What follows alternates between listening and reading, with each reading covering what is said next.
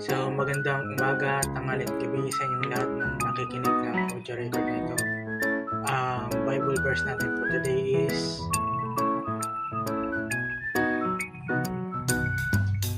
Psalms 107 verse 20.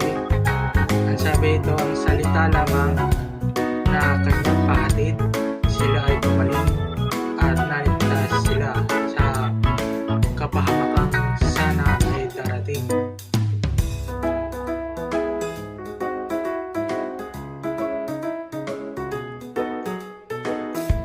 Psalms 1 verse 1 to 3.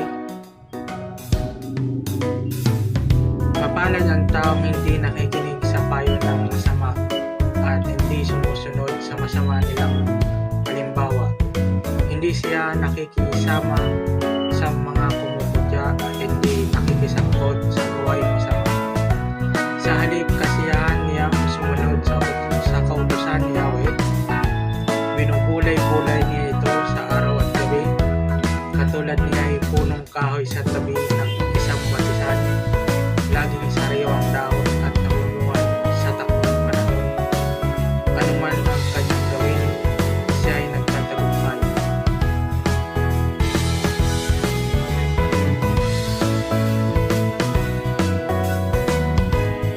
Joshua chapter 1 verse 8.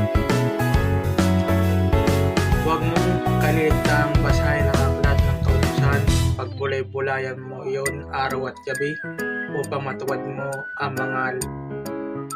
lahat ng nakasaad doon. Sa ganoon, magiging masagana at matagumpay ang iyong pamumuhay.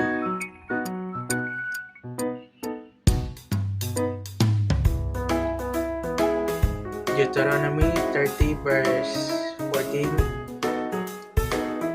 Napakalapit ng kautusan sa inyo, nasa inyong mga labi at nasa inyong mga puso. Kailangan lang ninyo itong tuparin.